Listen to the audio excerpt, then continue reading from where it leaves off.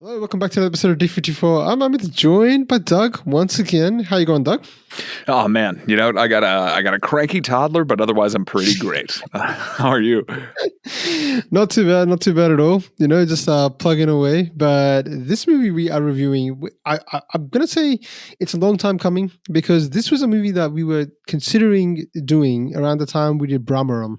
If you remember the other Oh Blessy yeah. Mohanlal movie, so we were thinking of doing Pranayam during that time, but Brahmaram was the one we went with in the end. But it's always been on my mind to do this movie, and there have been a few people that have been passionately asking for this movie, and I've known a little bit about it. Obviously, Mohanlal's in it.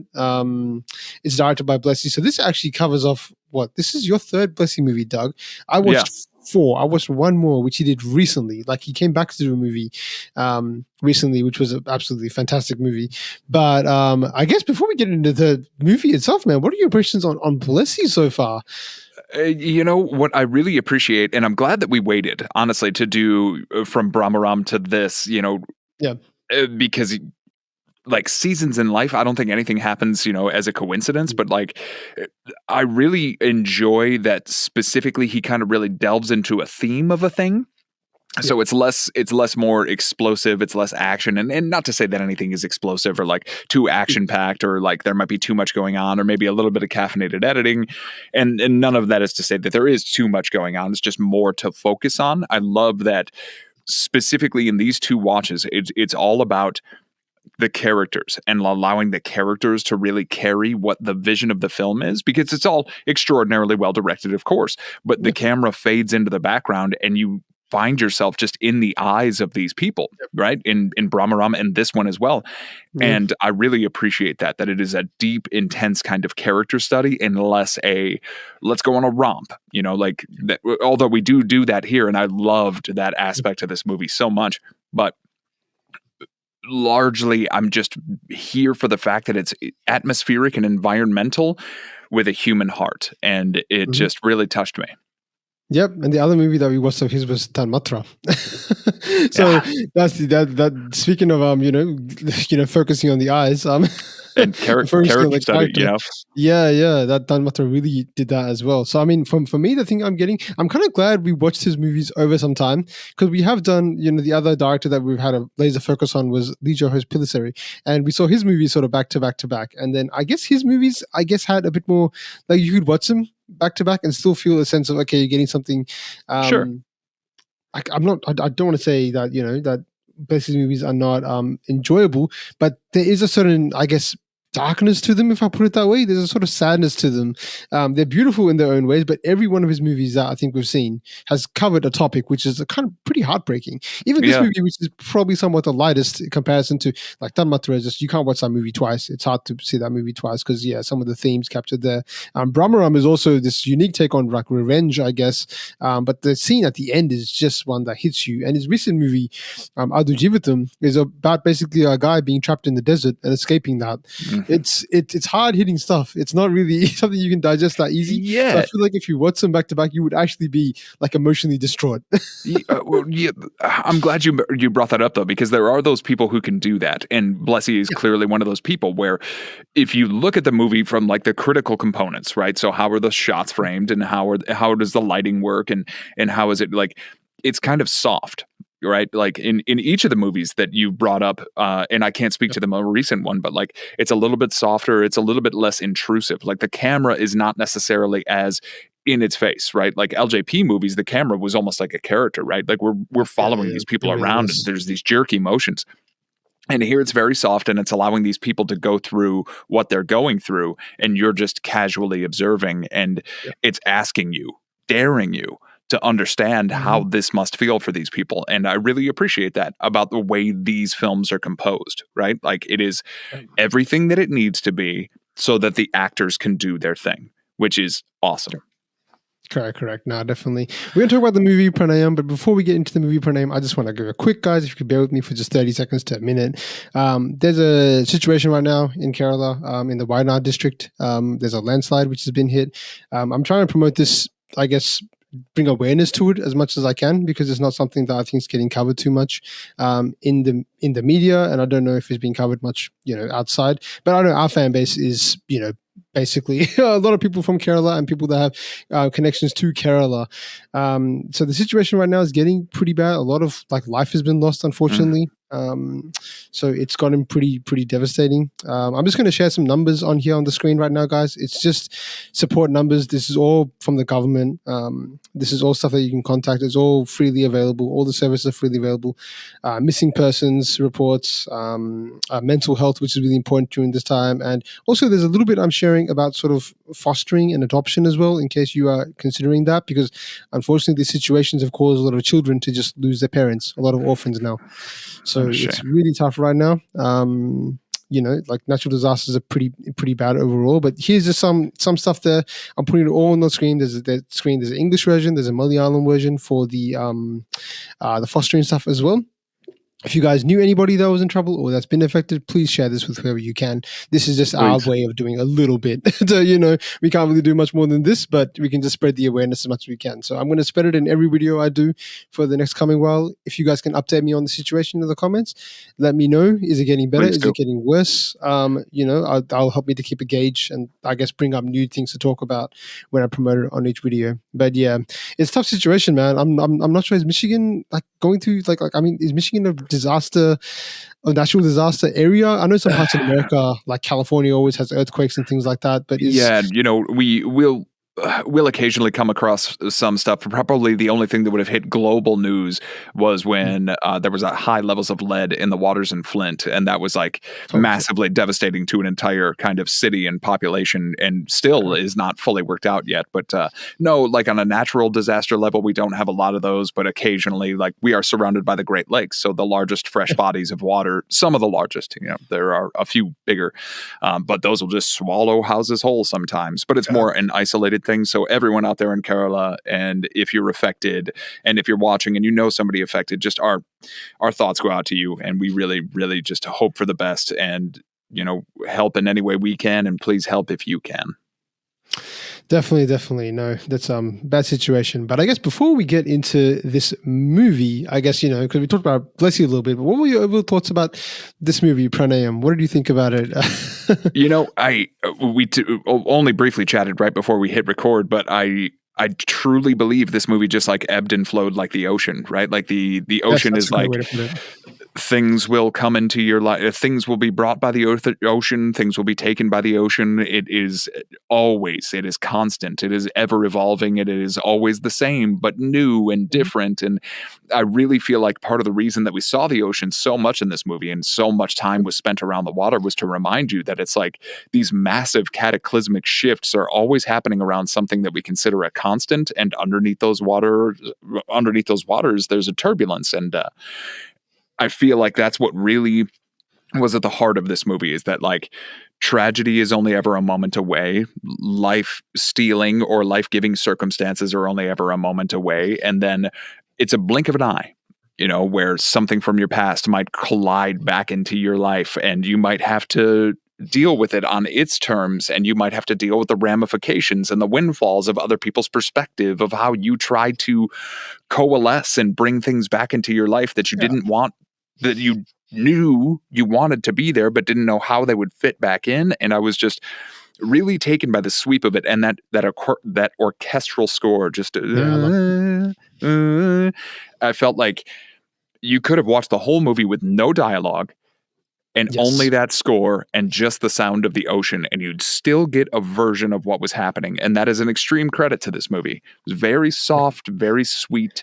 Obviously tragic, right? But it hit me right in the right feels, right at the right time. And I was just very magnetically pulled to it in a way that I didn't expect at all. I went in knowing nothing, not a single thing, and came out just being like, oh, who doesn't want that? Who doesn't fantasize about a first love?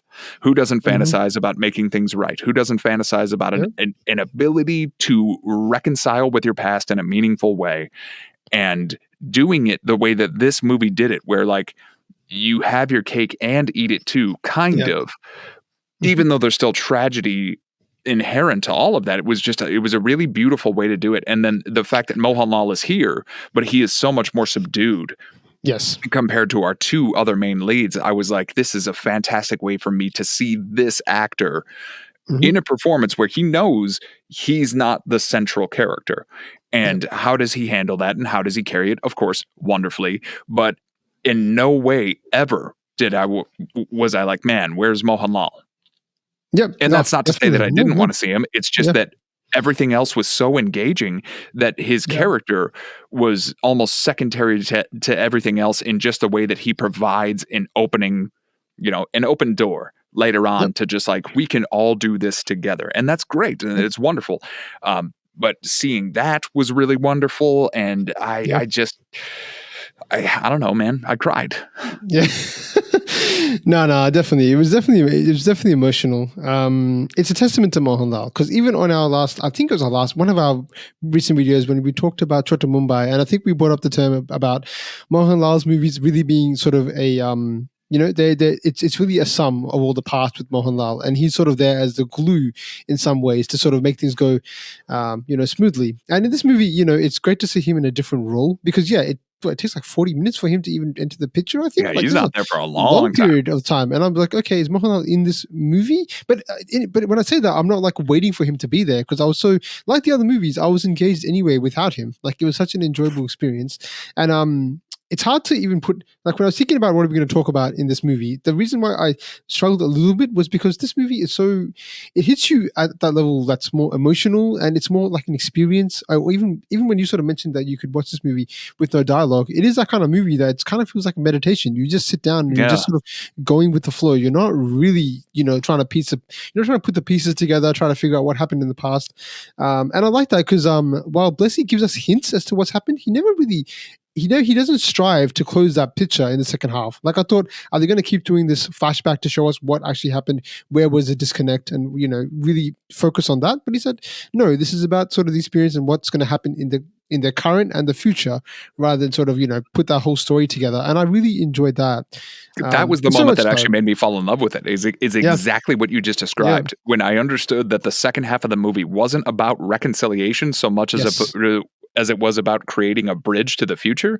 I was like, this is brilliant, because I've done that in my own life. There have been people that have walked out of my life, or I've walked out of their lives for one reason or another. And then later on we reconnect and it's different, but it can be wonderful as a result of those differences. And all you have to do is just remind yourself that, like, everybody is constantly living their life. Nobody is stalled waiting for you. Everybody is going to move forward a little bit if they have the ability to. And I just really, man, that road trip that they take just to be like, we can stick mud in the eye of our kids who think that we're already done. I was like, this is just brilliant. Correct. There are American movies, grumpy and grumpier old men, and they've been near and dear to my heart since I was a kid. And those movies are all about making the most of, like, your golden years. And this movie scratched a similar itch where it was just like, man, there is so much left of life, all the way up until the moment you stop taking that breath. You can live. Correct. Definitely. Well, we'll get into some of the scene reactions, guys, like we normally do. So, if you guys are new here, this is how we sort of do reviews. We talk and we watch scenes, and we talk again, then we watch scenes again. We don't necessarily do the traditional watch-alongs, but we do, because we like to discuss movies and really talk about movies like we are at the moment. So the scenes are just sort of, they're just a bridge sort of into our next conversation, really. But that's a great way to put it. Yeah. I bridge that nicely right there. Let me... good morning anti. Morning. വരൂ anti, അകത്തേക്ക് വരൂ. താഴെ നടക്കാൻ ഇറങ്ങിയതാ. Come anti, വാ. അപ്പോ ഹോസ്പിറ്റലിലെ വിവരം കൂടി അറിയാമെന്ന് വെച്ചു. രാത്രിയിൽ ഹോസ്പിറ്റലിൽ നിന്ന് അങ്ങനെ പ്രത്യേകിച്ച് ഫോൺ കോൾ ഒന്നും വന്നില്ല ആന്റി. ഞാൻ അമ്മയടുത്ത് ചോദിക്കട്ടെ. വരൂ aunty, come. Yeah, she was spectacular in this movie. We're going to talk about a lot of her, but she was absolutely spectacular. That performance of Grace. Yeah, and I think she was like got the most screen time, I think, right? Like, she was the one carrying the movie, I felt like. She's there, like, she only becomes kind of sidelined a little bit as Mohanlal and Ashu kind of like start to develop their own individual relationship. ഇരിക്കേണ്ടി, എന്താ നിന്ന് കളഞ്ഞത്? രാവിലെ നിങ്ങക്ക് തിരക്കല്ലേ, നടക്കാൻ ഇറങ്ങിയപ്പോ വിവരം അറിഞ്ഞു പോകാന്ന് വെച്ചു. അതെങ്ങനെ ഹോസ്പിറ്റലിലേക്ക് വിളിക്കാന്ന് വെച്ചാ കാലത്തോട്ട് സുരേഷേട്ടൻ അവിടെ കിടന്ന് വിളിയോട് വിളിയ. കക്ഷിക്ക് അവിടെ നിന്നിട്ട് ഇരിപ്പുറയ്ക്കുന്നില്ല. The twist right here. Suresh വരുമോ? വരുന്ന ലക്ഷണാ കാണുന്നേ. ദേ കണ്ടില്ലേ, അച്ഛനെന്ന് വെച്ചാ പിന്നെ ഒരു രക്ഷയില്ല. ഭയങ്കര അറ്റാച്ച്ഡാ. 2 മാസമായില്ല ഇപ്പൊ വന്നു പോയിട്ട്. ആന്റി ഇരിക്കെ, ഞാൻ ചായ എടുക്കാം. അയ്യോ വേണ്ട, ഞാൻ ഇപ്പൊ കുടിച്ചേ ഉള്ളൂ. ഇരിക്കാന്റി, ആദ്യമായിട്ട് വന്നല്ലേ. വേണ്ട മോളെ പ്ലീസ്. അല്ല, ഞാൻ ഇന്നലെ മേഘയോട് ചോദിക്കണമെന്ന് പറഞ്ഞിരുന്ന ആന്റിക്ക് എങ്ങനെ ഞങ്ങളുടെ ഡീറ്റെയിൽസ് ഒക്കെ കിട്ടിയത്? ചാലപ്പുറം എന്നുള്ള വീട്ടുപേര് ശരിക്കും ഞാൻ കൂടെ ഓർക്കാറില്ല. എന്താ ആന്റി?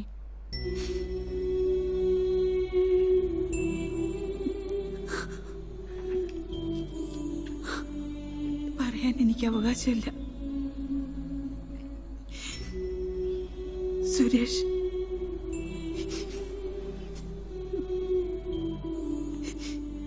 സുരേഷ് എന്റെ മോന.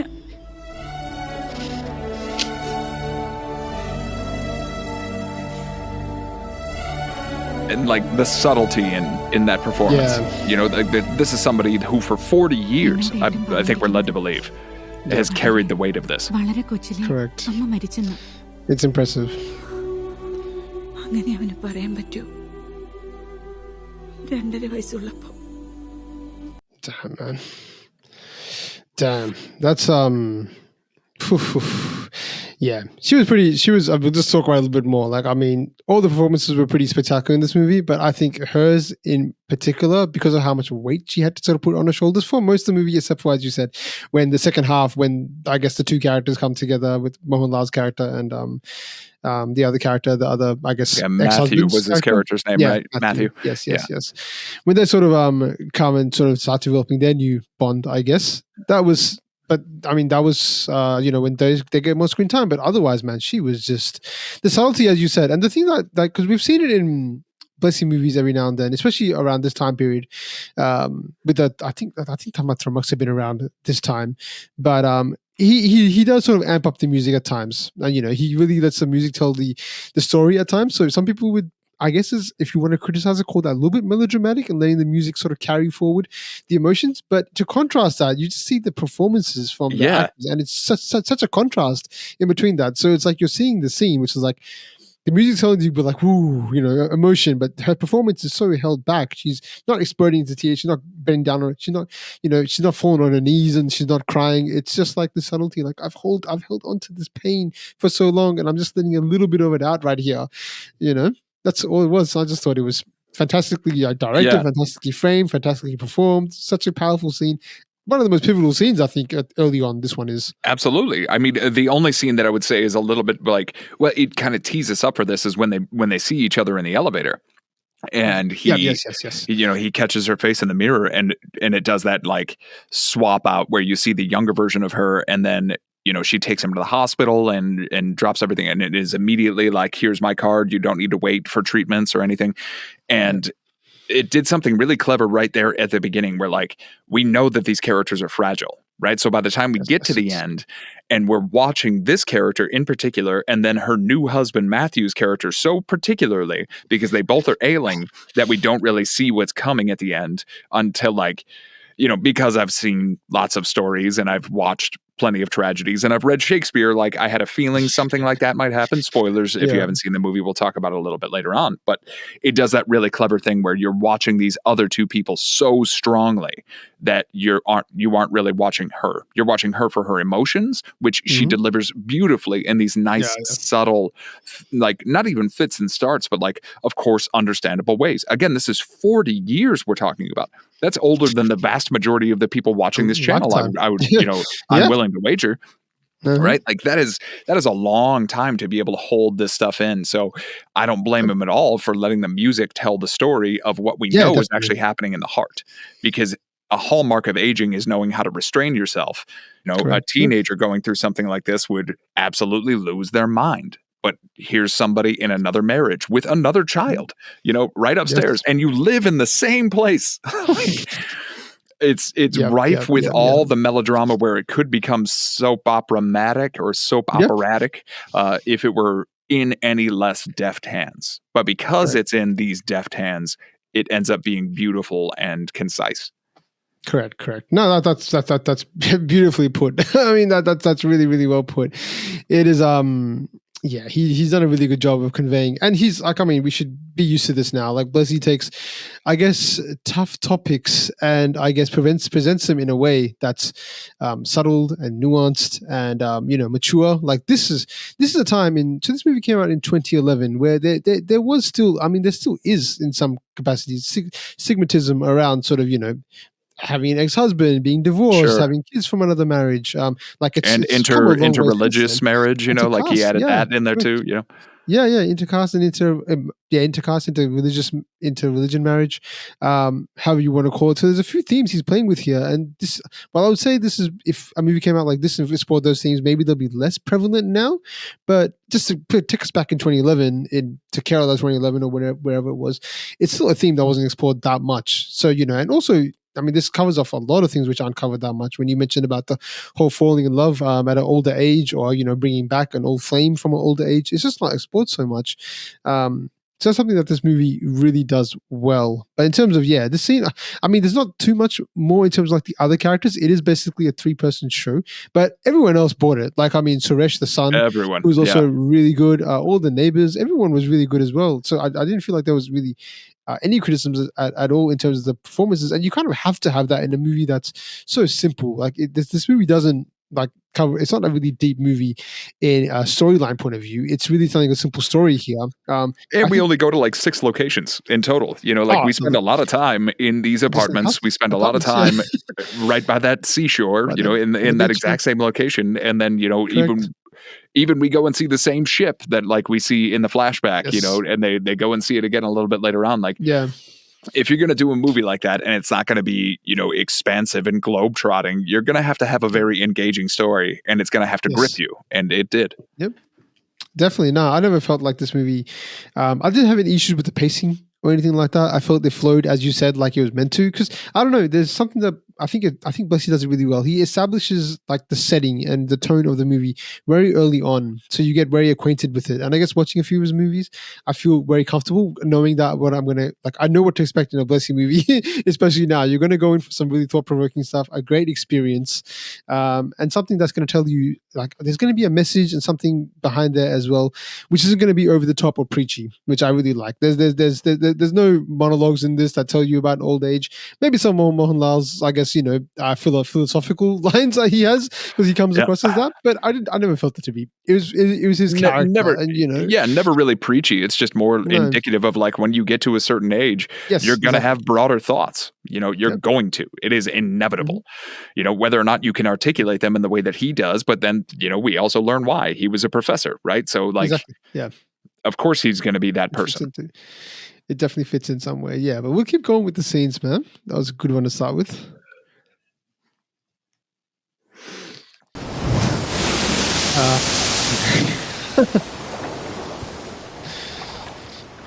Good evening, Menon. Good evening. That soundscape, the sound design with I know the ocean, it's so good. Excellent. I am sorry. It's all right. That sounds everything. And the way he plays it, right? Like, so this is a man meeting the husband of a woman he's been pining for 40 years, and he's just so reserved and open to the idea of whatever this may look like. And I was just like, I breathed in it. I was like, this is one of the most refreshing things I've ever seen. Me too, man. It's such a mature take on such a delicate situation and delicate circumstance. You just don't see that much. And again, look at Grace's performance, right? She's clearly behind her husband, right? Like, and never at any point, even from here through the rest of the movie, do we feel like she might turn or go for Achu or Menon. I'm a little confused on his name, but like, never. It is clear that she is with her husband, and that's so spectacular.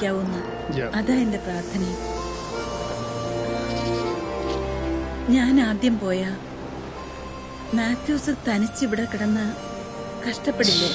അല്ലാതെ And even right there, if I go ahead, Matthew will be alone in troubles. And what does this movie do? Provide him with a person so he won't be alone. ഞാനങ്ങനെ പുറത്തിറങ്ങി തനിയെ നടക്കാറൊന്നുമില്ല.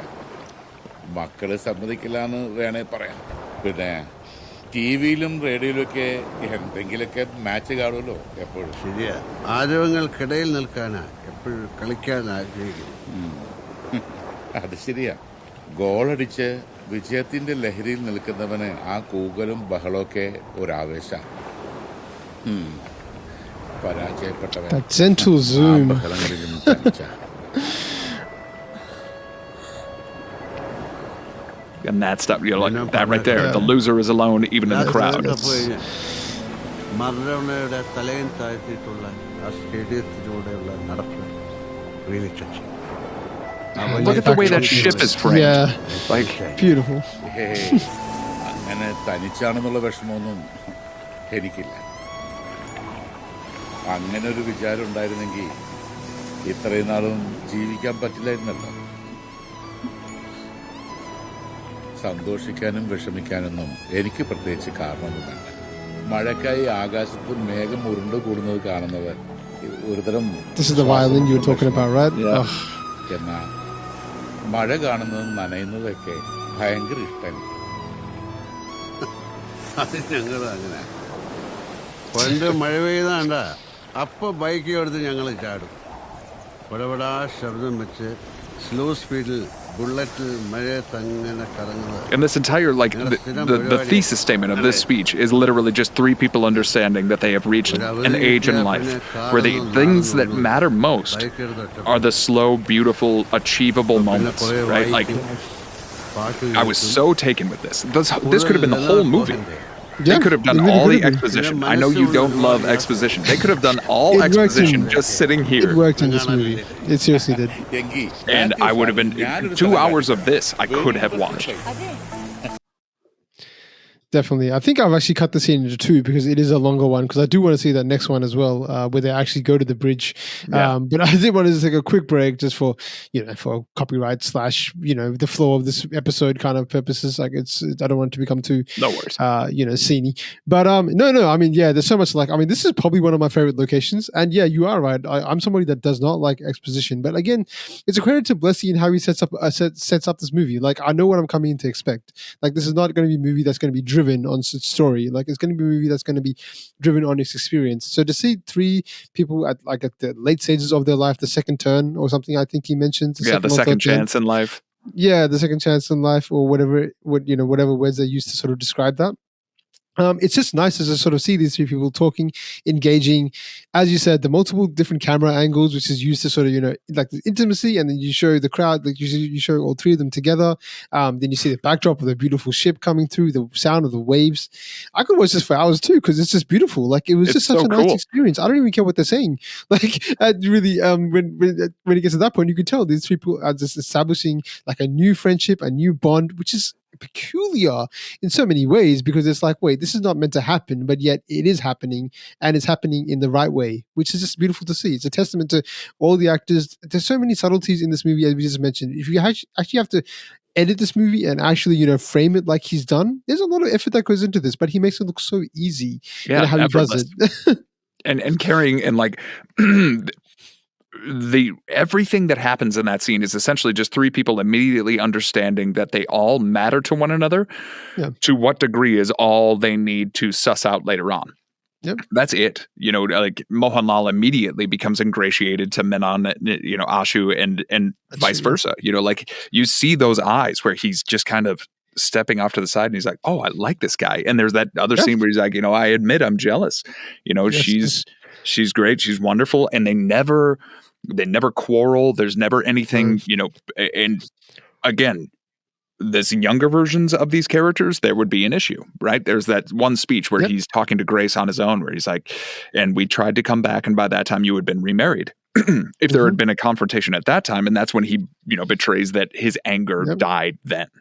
Like, what is the point of being angry? Sadness, of course, can exist, and, bitterness can exist, but in a world where you understand that you can have this thing that you wanted so bad back, Yep. just in a slightly different way than you imagined, that's much better than the alternative. Never Correct. knowing and, imagining the worst case scenario. So if you have to live in the middle of those two roads, that's still pretty great. Yeah. Like the only where he comes character in. who really ends up with like a real tragedy in this story is the son. Like, Yes. and that's where the second half of the movie clicked in so much, where I was like, okay, it is tragic for him, but the story wasn't necessarily about him. And I'm really glad that I saw that little speech again where she's like, I want to go before him, or I don't want to go before him, because if I do, then I leave him alone. Well, he's not. And He's how not. beautiful is that? Yep. No, that's sort of what it's all sets up to tell us later on. So there is some pretty good foreshadowing in this movie as well regarding that. The other actor, I have to sort of give it up to him too. Anupam Kher. Now he is not a Malayalam actor, so he is, and you can tell that when there's a few things with the dubbing or whatever. Like you can tell he's not sort of speaking the same language. But so I don't know if you've seen him before. He is like a prolific like actor in Bollywood mostly, but he appears in Hollywood every now and then, in shows and TV shows and movies every now and then. But he's been doing it for a long time. I think this is his only Malayalam movie. I don't know if he's done other movies from other industries, but highly accomplished, and you can tell he just fits so well with Matthew's character, Mohanlal's character, with Grace's character. It's just a perfect fit. I don't know if they could have cast anyone to be better. Yes, if you are somebody that's hell bent on the lip syncing thing, yep, okay. But he was able to convey so much with just his emotions, his expressions, the way he sort of looks to the side, as you said. The fact that he's a very soft and gentle character, and he's he never so is soft. he's never looking to take the opportunity to pounce or anything like that, or waiting for the moment, or he's never has a thought okay, this is my chance to be back with my old flame. I've been waiting for this, and you could understand if he was, because he's been waiting for so long. This is, as he says in another time, I think about you 2 times a day, despite the fact I never see you. He was also just fantastic. This is a powerhouse performance from all 3 of these actors, and it's just it's a sight to see. It's so engaging that by the time you understand what the second half of the movie is, that you just can't help but be taken with it. You almost wish that that's what the whole movie had been, but you need everything that came before for that to matter as much as it does. I love the second half of this movie so much. Yeah, no, it's really good. Really felt swept away. Yeah. Let's finish off this scene, because there's sort of 2 parts to it. ഇവിടെ മുകളിൽ നിന്ന് നോക്കിയ ശരിക്കും വല്ലാത്തൊരു എക്സ്പീരിയൻസാ. ഇത് തന്നെ ഒരു എക്സ്പീരിയൻസാ. ഏതായാലും കാണാൻ പറ്റാത്ത സ്ഥിതിക്ക് This music, man. പറയാലോ. കേറാനൊക്കെ I know. It sounds like a flute now. പറ്റില്ലെന്നുള്ളൂ. ഗ്രേസ് വന്നതും നോക്കിയേ. Grace. And again, right here, Grace does not go. She has every opportunity to go. മാത്രമായിട്ട് കാണുന്നില്ല. അതിലെന്താ ഒരു ത്രിൽ? അച്ചു ഇറങ്ങിക്കോ. എന്താ ഗ്രേസ് ഇങ്ങനെ എപ്പോഴും ഇങ്ങനെ? എനിക്ക് പറ്റാത്തതൊന്നും അവൾക്ക് വേണ്ടാന്ന. എന്റെ പരിമിതികൾക്കുള്ളിലേക്ക് ഇവളുടെ ലോകം ചെറുതാക്കുക. ഗ്രേസ് പറഞ്ഞതാ ശരി. രണ്ടുപേരും കൂടി കാണുന്ന അതിന്റെ ഒരു ഞാനത് ഓർത്തില്ല. പിന്നെ എന്റെ പരോൾ മോൻ നാട്ടിൽ നിന്ന് മടങ്ങി വരണവരെയാ. അതിനു മുമ്പ് എങ്ങനെയെങ്കിലും ലോഡിംഗുകാരെ കൊണ്ട് പൊന്തിച്ചിട്ടാണെങ്കിലും ഞാനത് കാണിക്കും. അങ്ങനെ വാശിയൊന്നും പിടിക്കണ്ട, അതൊക്കെ വലിയ പാടാ. അതല്ലേ അതിന്റെ ത്രിൽ. സാറ് പറയണ പോലെ ലാസ്റ്റ് ബ്രത്ത് വരെ ജീവിക്കണേ, അതിന് ചില ത്രില്ലൊക്കെ വേണ്ടേ? Of course I agree. മേനോന്റെ ആ ത്രില്ല് എനിക്ക് നന്നായി ഫീൽ ചെയ്യുന്നുണ്ട്. എന്നെ കാണുന്നതിന് സംസാരിക്കുന്നതിന് മുമ്പ് എങ്ങനെയാണ് ഈ സിറ്റുവേഷൻ ഹാൻഡിൽ ചെയ്യാന്ന് ഞാൻ കൺഫ്യൂസ്ഡ് ആയിരുന്നു. Really, it's a great pleasure to meet you. Man, what a powerful scene. The extraordinary immediate connection between all 3 of them, and understanding the lightning in a bottle of what is possible if they all just decide to live life adjacent to one another and near one another as often as possible is so touching. It really is.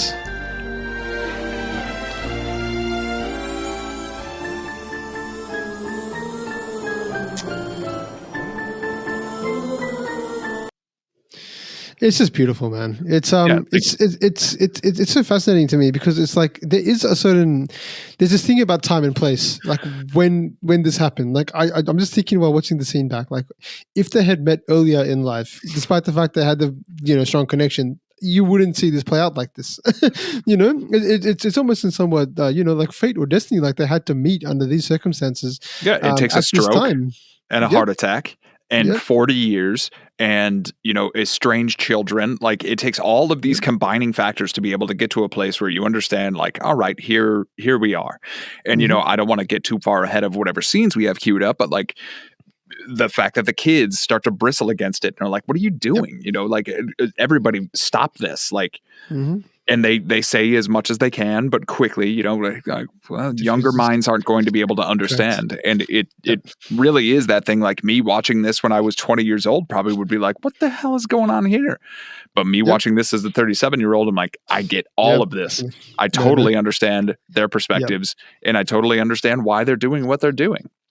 Correct. No, it's a really, as I said, a really mature approach to a topic which is somewhat sensitive, somewhat taboo as well, especially at this time and place as well. And it's just handled so well. I mean, the part that they sort of mentioned about sort of Grace and her not like, I mean, you see the sacrifices everyone has sort of made as well in their lives as well, which is beautiful. Like, I mean, Grace's position to basically, give up on things in life because of what's happened to her love, like her husband, like it's explored quite thoroughly in this movie. And if you have any experience with that, it is quite heartbreaking to have to go through that kind of stuff when you're a caretaker or something like that.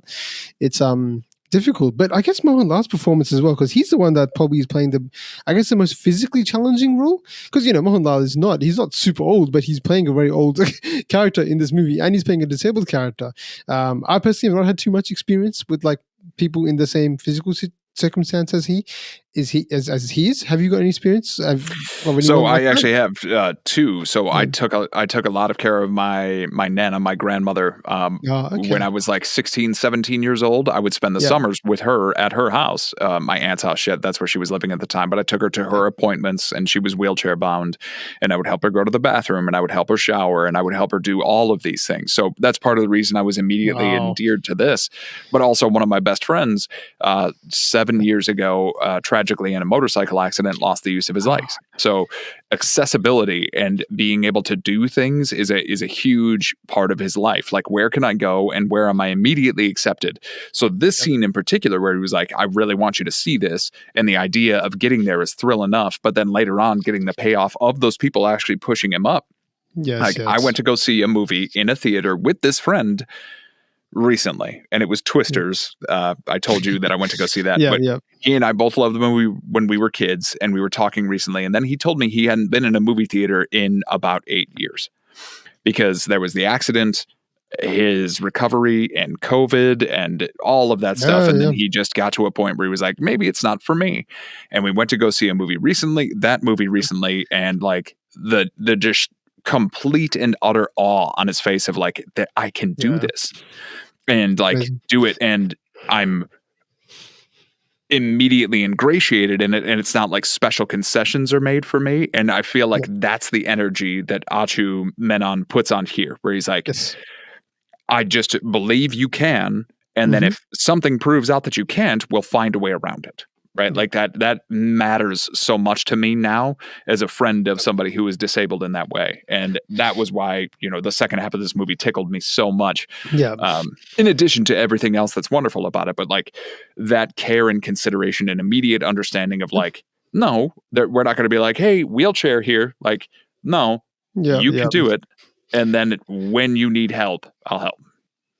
Correct. Now, it's beautifully handled. There are sort of a lot of themes that this explores, which are sort of, I guess, below the surface, if you want to call it like that, and I guess you can probably see more of that as you sort of keep watching it, because it is a movie that definitely has, I would say, if you enjoyed the movie on a first take, it has very good repeat value. If it wasn't for you, I can understand. If you're somebody like, look, nothing happened. I like more fast-paced movies, or I'm not in the mood to watch it, or I didn't really connect with a lot of the characters for whatever reason, fine. You can say all that. For me, this definitely worked. So this is a movie that you can just put on in the background and just be like, oh man, there's a scene coming. Let me just pause what I'm doing. Yeah, let me just watch that scene.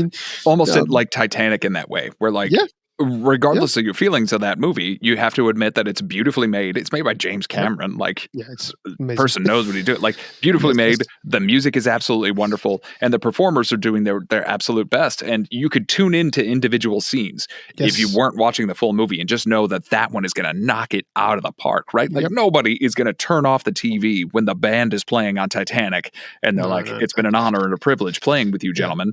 And that's a very similar thing with this movie here. When we get Especially to this scene. like this scene and another one later on toward the end, right? Again, don't necessarily want to betray the spoilers, but like, you're not going to turn it off. You might not watch all of it. You might be folding laundry, but there will be scenes where your eyes are going to snap up. Yes, exactly right. Exactly right. Let's continue on the scenes. നമ്മൾ വാശി പിടിക്കാറില്ലേ, അതുപോലെയാ ഇപ്പൊ അവര് വലുതായപ്പോ മക്കള് പറയണത് അച്ഛനമ്മയും കേൾക്കണമെന്നൊക്കെ അവർക്കും ഒരു വാശി കാണും. നമ്മളെ തല്ലി പഠിപ്പിച്ചതുപോലെ അവര് തിരിച്ച് തല്ലുന്നില്ലെന്നേ ഉള്ളൂ. എക്സാക്ട്ലി. പുറത്തേക്ക് ഇറങ്ങാം. അയ്യോ വേണ്ട, മേനൊരു പണിയാവും.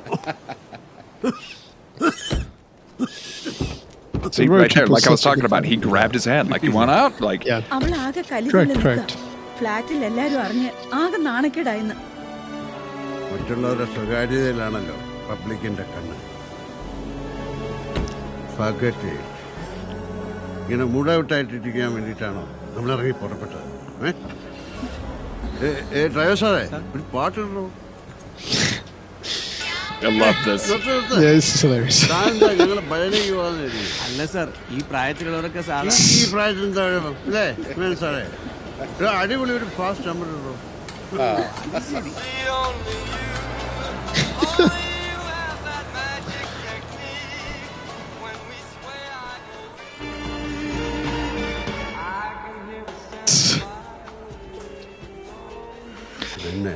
I did really enjoy when we first meet him and you hear him like listening to Leonard Cohen, right? Yeah, I like that too as well. And we get this payoff here, but I also really loved, and Blessy did this in Brahmaram as well. You meet a character and might think they're a villain, and then the script flips, right? So we're presented for about 10-15 minutes where he could be villainous. You know, there's that whole bit where he's like, no kiss today, no this today, what is going on? And you think he might be like an overbearing, overprotective burden on her. And then we come to learn that it is the exact opposite. And I really appreciated that turn. Same thing with the son, right? Like, the son is entirely antagonistic up until his final, up until his final realization. എനിക്ക് വേണ്ട orange juice. James bond. ഇങ്ങനെ ഒരു ആംബിയൻസിലേക്ക്. No, that's such a good line too. I don't know. There's this part about the road trip is probably one of my favorite parts of this movie because it just shows a different side of them, and it is that life is never over, and you don't really have to give up on your dreams or things that you might have just been like, okay, fine, this isn't part of my life anymore. I can't do that. But hey, there's moments that just present themselves and situations that present themselves that come out of nowhere, like this one kind of did. And you just take advantage of it, and you can do that at any time. I do like movies that explore that sort of aspect of things. Around the old age movies, like, I mean, this isn't like by any means like the best movie, but I absolutely love that movie. What's the one with all the old men? Is it called Las Vegas? Is that the one? Oh, Las Vegas. Yeah. No, I know exactly what you're talking about. It's not like it's like the most, it's not going to win any awards, but man, anytime that movie comes on, I chuck it on because it's just, it does it in a way. That movie maybe takes the piss out of it a little bit, but sure, but it's still heartwarming. I know exactly what you're talking about. There's something about exploring, especially stories about people that are like in their golden years, where it's always endearing because you get to watch people that are deciding their fate. So much of life, you're just wandering through it, wondering if you're doing okay. Yeah. By that time in your life, you're not wondering if you did okay. You're wondering what you can do now. Correct. Right? Like, and you mean, right now, because tomorrow isn't a guarantee.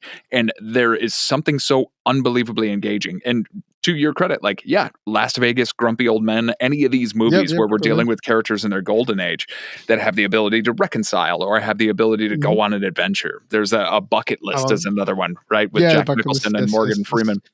Like, you get these red for a funny comic booky Yeah, that's example right. of that, right? This Like was- retired and extremely dangerous. Uh-huh. I'm always going to be here for that. But the fact that it was explored so carefully and so critically and so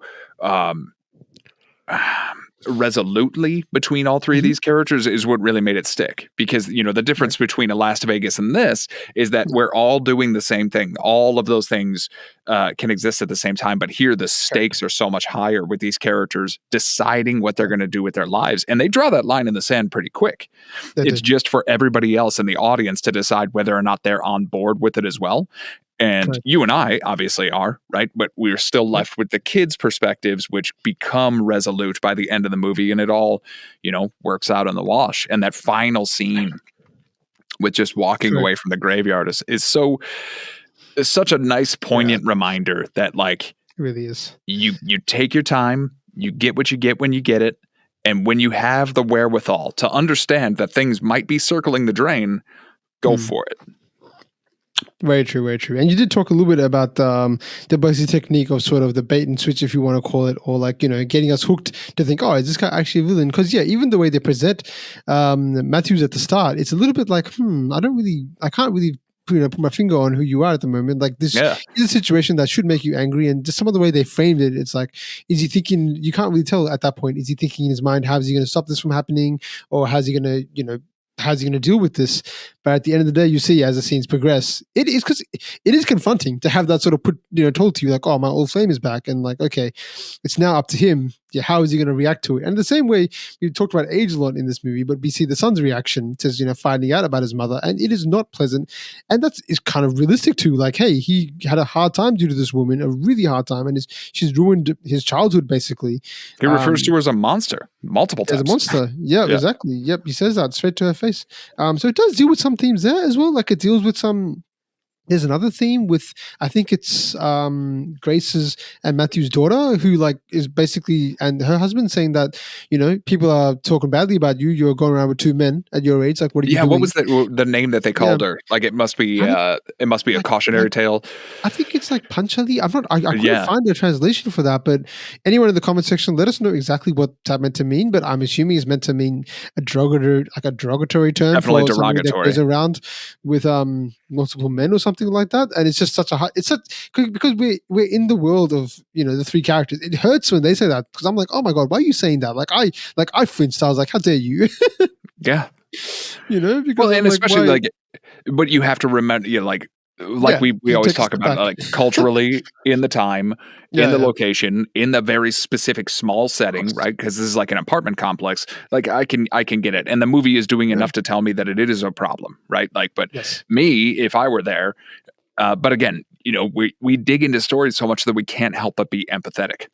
So our natural inclination is to be like, let him be. It's fine. But I can totally understand. And then it also creates more stakes, which is why we're so invested by where these characters ultimately end up on their journeys. But I just realized that same bait and switch applies to Achu as well. Because the whole movie, we think he's this nice, very sweet man. And then we find out that he left. He was the one that left. And it was a trap. So he clarifies what got him there, but like, he was the one that left, and he was the one that withheld that information from his own son. Yeah. So it's the exact inverse of the way that we're presented with the other character. Fascinating work. No, it's brilliant, and it's handled so well on that side too, because it also, through exposition again, but it's completely fine. I have no issue with exposition in this movie, but it's done because Blessy really doesn't want you to dig into the past that much. He wants you to be aware that yes, there is a past, and it's not that pretty. Like it's jaded in many ways, from a lot of different characters. Like, everyone has their flaws, but it's not really about that. So what he did was, probably pretty wrong back in the past as well. But it's not about that. It's about sort of what are they going to do to make their future better. So I did explore that. I did enjoy that sort of game that they were playing, and that's one way to keep you engaged in this movie as well. To have that little bit of mystery. It's not a completely mysterious movie. Like, you're not really trying to solve something, but there is tension points here and there which gets you engaged just enough. But it's not malicious or overly or over the top malicious, where you're like, this is getting nasty, or this doesn't fit the tone of the movie. It does a great job of that, because this movie could have easily been like, the son could have been a full blown antagonist and been like straight melodrama. Just straight melodrama. You could have just been like, "You've done so bad to me. I'm going to try and take you down. There's no way you're going to talk to my father. You don't know how much you've cost him." It doesn't go into all that. It plays it very delicately and very nicely. But let's get on to more scenes, man. Enjoying these ones.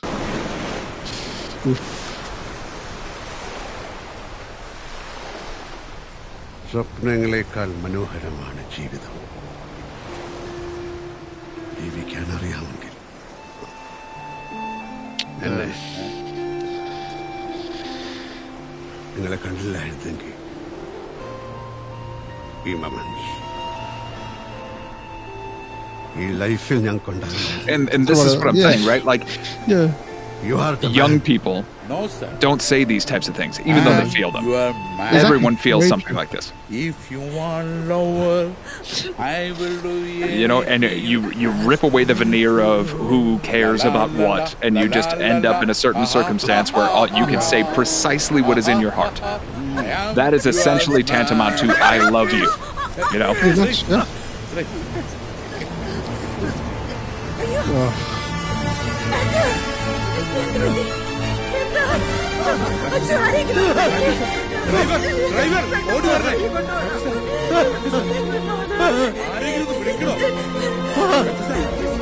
Facial expression is I know. masterful.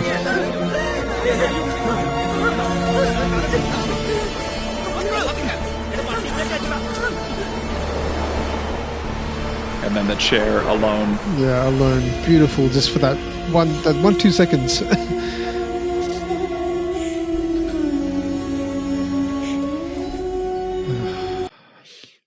Quick one, but I just want to include that one as well, just because, it is kind of a key, one of the key points, one of the big moments towards the end there, because the end does really ramp up with a few of these kind of scenes. Yeah, it sure does. It gets you real does. quick after that. It really gets there. But again, I do want to talk about the settings of this movie. Like, we talked about the music and things like that, but my goodness, I'm not sure where exactly this was shot, but it looks like it's coastal. Looks like it might be, maybe it's Goa. I don't exactly know, guys. In the comment section, let me know, because they had a few locations in this movie and they were just perfect. They used them. They used them every well. inch of They them. really did. They really did. It was absolutely beautiful to have that backdrop. Even the scene right here with just them on the beach having a good time. Like, but it's a point that you sort of mentioned. It is that's a great point you brought up. It's like the reason why this movie resonates with me so much is like it's saying the things that we don't want to say at times. It's because we're thinking of ourselves, or thinking of our position, or thinking about what society will think of us. There's all these external factors that we put into like our own consciousness when we're making decisions. But this sort of strips away that, because I guess the age, when they say that, with age comes wisdom. This movie kind of exemplifies that and demonstrates that in many ways, again, without it being preachy, without it being over the top, 100%. without it drilling it in. It's like, hey, look at these three people. They've formed this new friendship. And he just says, if we hadn't met you, we would be absent of this great moment that we have right now. And we don't know. It looks like Matthew's character has not had moments like this in a long time. So it's just brought some life into him, which is funny to say, because what we see at the end of that scene is it's just taken away from him momentarily right there. Right, but like immediately, after he comes out of that, and you don't know whether or not he's going to, but when he comes out of that, there's no regret. It's all just like, I would have done it again 100 times over, and we can go start. Like he even says, like, start planning the second leg of this journey. I think at a certain point in life, and this doesn't necessarily have to be with age or without, you just understand, like, I took the risk and I'm happy I did. Correct. Regardless of the outcome. That is what this entire movie is saying. Like, I took the risk and I'm happy with the outcome. Yep. You go for it and think about the results later. Pretty much because why hold yourself back from the experiences you want to enjoy? Because there's so many opportunities that Matthews could have been like, no, my age, my disability, I don't know you, like, I don't trust you. You've had a bad history with my wife. There's so many opportunities for him to say no, but the fact that he doesn't, and we go for that journey with them, and we see the outcome. It's just a beautiful message. Like, Wonderful. Don't hold back. Don't hold back in life. Good things will come, and you don't know when, and you don't know how often. So take them when they do come, and that's what. This and even if you is. do, and that's the other thing with it. Like, even if you get the wrong outcome in this moment, give it 4 decades, and see what happens. Like, I really I can't get over enough, or I can't mention enough how much I really enjoy that it also was a realistic time difference, right? Because if the son had been like 20 years old, I don't know if it would have had the same impact, right? But because it's that 40-year gap, it all tracks and it makes total sense. Definitely. Well, let's get on. I think this is going to be the last scene, or maybe second last.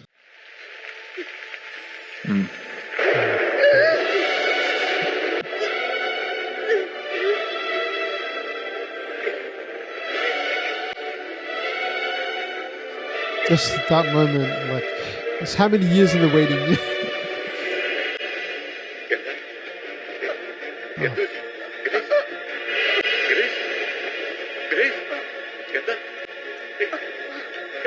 And again, how subtly she plays it. You know, this is it's so believable. It really is.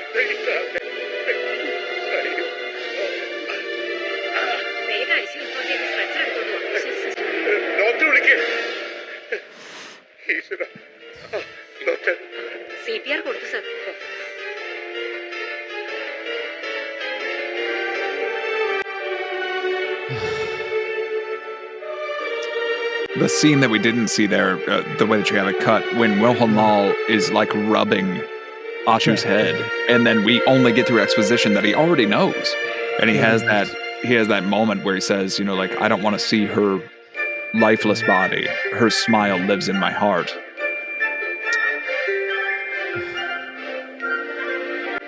That shot is beautiful, man.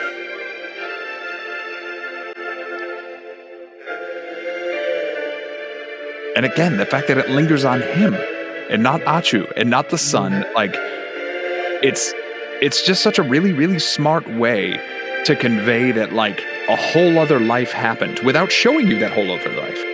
It's beautiful. I love how they just show him walking him now. Yeah, like, and they're talking. They're talking. It's just a beautiful, nice little subtle touch. Like, you know, you're not alone. You know, like, you know, I'll be here for you for the rest of your journey, basically, in life here, which is just, again, just unconventional, but just beautiful at the same time. It's this mix of like beauty and tragedy that Blessy works with so well. I feel like he sort of puts you into this mellow state where you're like, oh, like, I'm heartbroken, but at the same time, this is so beautiful. He does that you can't really look away. well. You know, you can't. No. It's just it was an extraordinary story that I'm really happy was populated by characters that weren't overblown. Yeah. Like, all of them felt earned. Every single one of their motivations made total and complete and clear sense to me. And the characters that got the resolution needed to get their resolution, and everyone else has their time to work stuff out. Because you forget, like, even the son has time now. So even though the most tragic thing happened to the son, who finally talked to his mother, who never even got a chance to really talk to him back because she was so shocked, but told her everything he wanted to tell her, and that's what he will need, because she already told him everything she wanted to tell him. Correct. Right? Like, earlier on in that scene, he just didn't want to hear it at that time. So yes, the most tragic element is what occurred for him, but ultimately the story is asking you to believe that a friendship struck between two husbands of the same woman can be as beautiful as any other part of what compromises those lives. And I totally agree. Yeah. It was extraordinary. I really like, I'm not saying it's the best movie in the world, but the story was excellent. It was excellent, and it was conveyed beautifully. It was a delicate topic, which he did such a good job of just conveying. And again, I was a bit conflicted by this ending. Like, it just hurt a little bit to have just this, this character Jaya sort of pass away after, it was her dream to not pass away before Matthews. She sort of really let us know that. But at the end of the day, if you are trying to tell the message that you're trying to tell us, then it works. Like, it kind of works for her to sort of be lost, to be like, hey, life doesn't end here. Even it sort of continues, and that's what I loved about that last sequence of just showing his face, then just panning over to Archie, who's got this really beautiful expression. Like, it's almost like he's like, I'm here. Like, there's still hope. Like, you don't need to give up. Like, I just love that you convey that with no words, no dialogue, beautifully done, and him just walking the chair away. Beautiful. Also, the whole the side of that scene there, we had the rain is used as like a metaphor or like a symbol throughout the movie, as to sort of a sign the of beginning freedom. of their relationship. Like, it's the beginning and the close of their relationship. We didn't even talk about the train and like the whistling and the beautiful song, and there was so much. This movie has so much. Like, when I was picking the scenes for this, I literally had to. I think it was double the length. Like, I had to cut back a lot of scenes to just be like, okay, cool. We want to keep this, to like about an hour, which we normally do. But otherwise, this is just like, there were so many scenes I had to sort of be like, we can't include that one. We can't include that one. I have to sort of make some cuts here because there's just so much to this movie. Which after watching it, I was like, are there any scenes? And then when I look back on it, I'm like, wait a second, there's so many scenes. Yeah, I thought the same thing. And then literally, so you had sent the message like, do you have any in mind? I was like, no, I don't know. Except for this one and this one and this one and this one. Like, yeah, all of those. Yeah, exactly. So there's a lot to like about this movie. As you can tell, guys, we absolutely love this movie. This was a fantastic movie. Thank you to everyone that suggested this movie. Special thanks to Bibbin, a good friend of this channel. Like, he's provided me a lot of information about this movie. But if you guys have any more trivia, any more sort of notes about this movie, do leave them in the comment section. We'd love to know what you guys thought about this. We'd love to know, is this your kind of movie? When did you watch this movie? Has it impacted you like it's impacted us? Whatever you have to say about it, let us know in the comments, because we'll get back to you. So but Doug, this was really, really good. I've just enjoyed covering Blessy in the way we have. If there are any more Blessy movies you guys want us to cover, let us know, because I feel like we've seen all the ones that I know of. Are there any hidden gems that we don't know about? Is there any movies that we haven't covered yet, which we should have covered by now? Let us know, because Blessy easily goes down as, whenever I see a Blessy movie, I know we're going to get one thing. It's going to be a good time, a powerful movie. And this one, always movies are super powerful. Like, they all have this impact on me, which is just it's just something I'm looking for. But like always, Doug, this was awesome. Always a good time talking about these movies. Yeah. But man, we'll be back for the next one soon. So catch you on the next one. We'll see you guys.